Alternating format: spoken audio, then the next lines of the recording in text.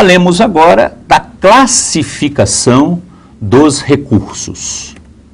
Os recursos podem ser classificados quanto à extensão da matéria impugnada. E aí teremos um recurso parcial ou recurso total. Suponhamos que, num agravo de instrumento, rejeitou determinadas preliminares e indeferiu a prova pericial.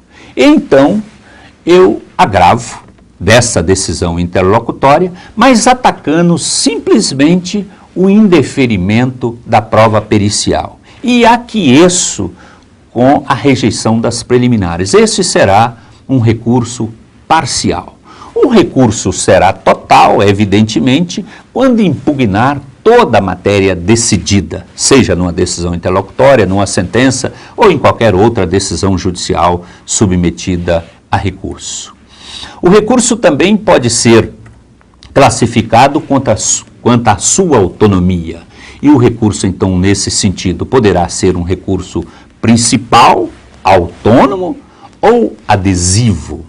A apelação, por exemplo, pode ser interposta, e de um modo geral ou de forma autônoma. Eu não dependo da outra parte para interpor um recurso de apelação. É indispensável simplesmente que eu preencha determinados pressupostos de admissibilidade. É que a decisão judicial, por exemplo, tenha me causado algum prejuízo.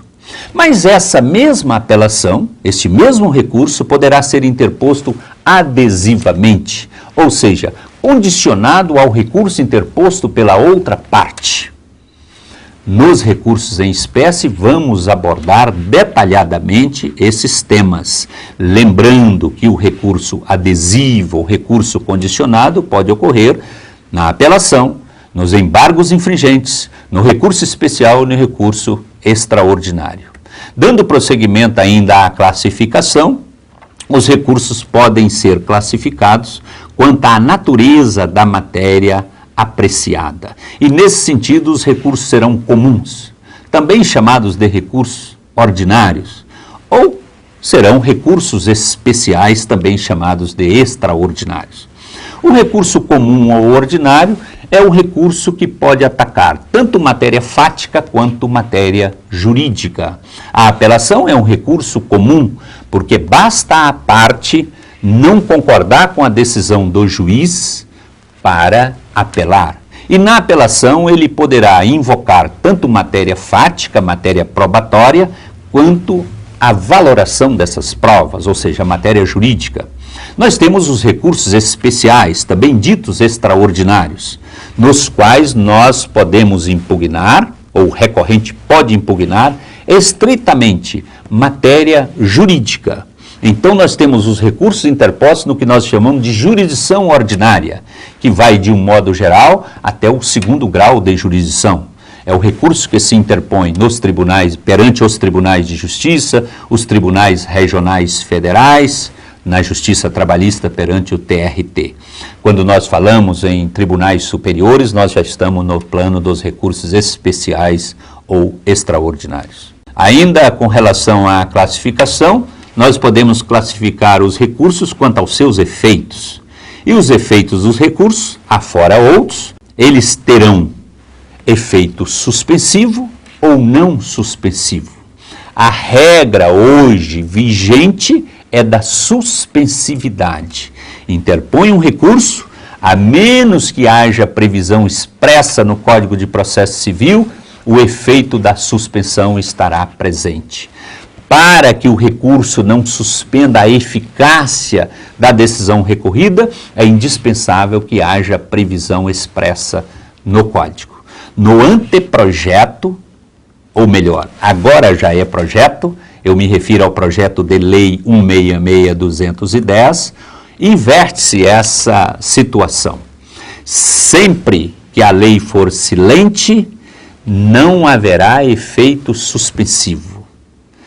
Para que haja efeito suspensivo, é indispensável que haja previsão na lei. A regra geral será no novo Código da não suspensividade, sempre havendo possibilidade de o relator deferir efeito suspensivo mais especificamente na apelação. Lembrando que a apelação no Código vigente tem efeito suspensivo natural, mas no Código que está por vir não haverá suspensividade, podendo o relator, mediante requerimento, conceder o efeito suspensivo. Os recursos também podem ser classificados quanto à finalidade. E aí nós teremos o recurso classificado com relação ao fim a que ele almeja. Temos o recurso de reforma, o recurso de invalidação e um recurso de esclarecimento ou integração.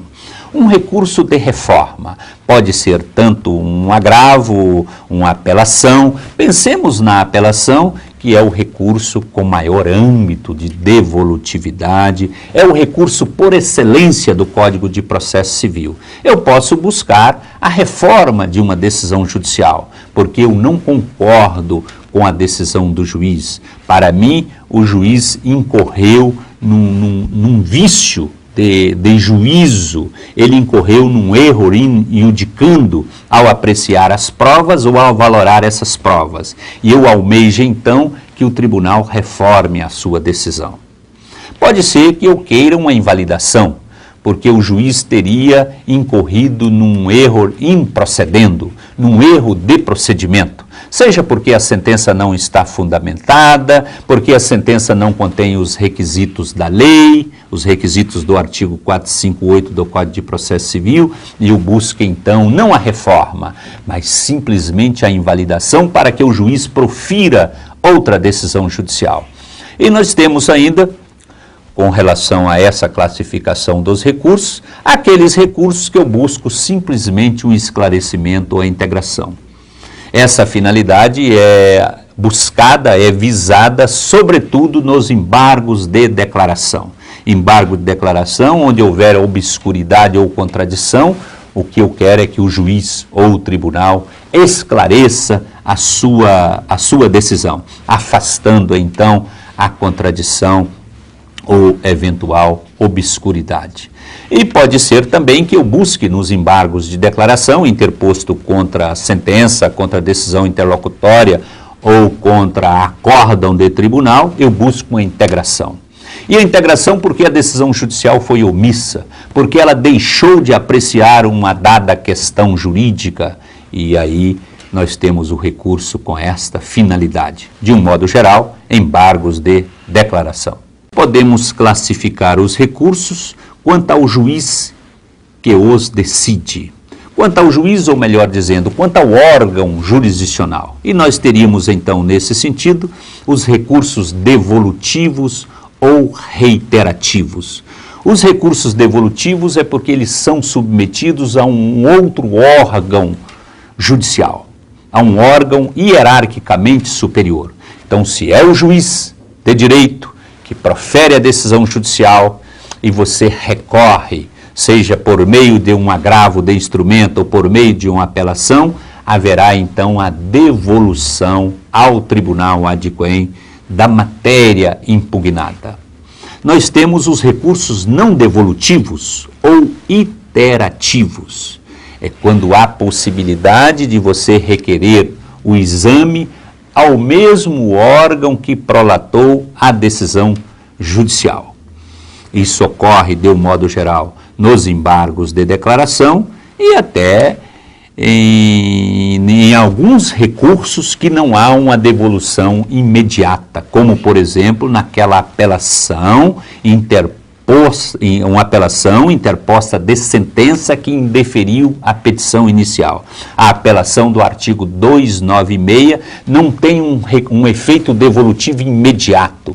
O efeito devolutivo é diferido, é postergado, e nós falamos que num plano imediato, esta apelação não tem efeito devolutivo. Quanto ao juízo que os decide, o recurso poderá ser não devolutivo. Ou seja, não há a devolução do exame da matéria impugnada a um órgão ad quem, a um órgão hierarquicamente superior. E aí dissemos que o recurso tem efeito não devolutivo ou interativo. É o que ocorre, por exemplo, nos embargos infringentes e nos embargos de declaração. Os embargos de declaração, por exemplo, quem os julga é o mesmo órgão que prolatou a decisão embargada. Finalmente, temos os recursos mistos, ou seja, permite-se, num primeiro momento, que o próprio prolator da decisão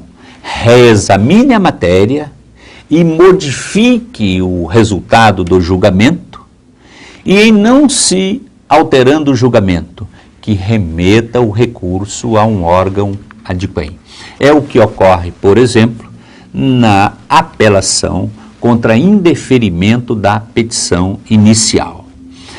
Indeferido a petição inicial e a parte interessada recorrendo, nos termos do artigo 296 do Código de Processo Civil, o juiz tem 48 horas para reexaminar a sua decisão. E se ele não modificar a sua decisão, ele terá então que submeter ou remeter os autos ao tribunal adquém, ao tribunal incumbido de julgar a apelação. Nós dizemos nesse caso que o recurso tem efeitos mistos. Ainda quanto à classificação dos recursos, eles podem ser classificados quanto à fundamentação. E neste particular nós temos uma fundamentação livre e uma fundamentação vinculada.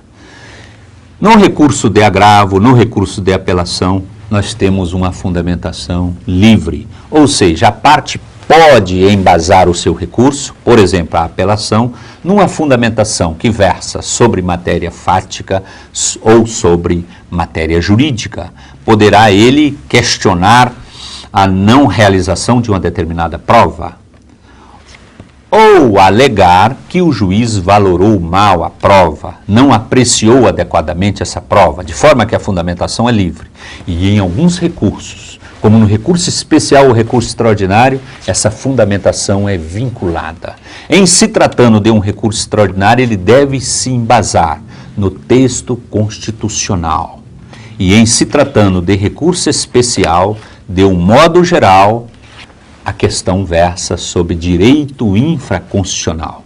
De forma que nos recursos vinculados, no especial e no extraordinário, eles versam exclusivamente sobre matéria jurídica.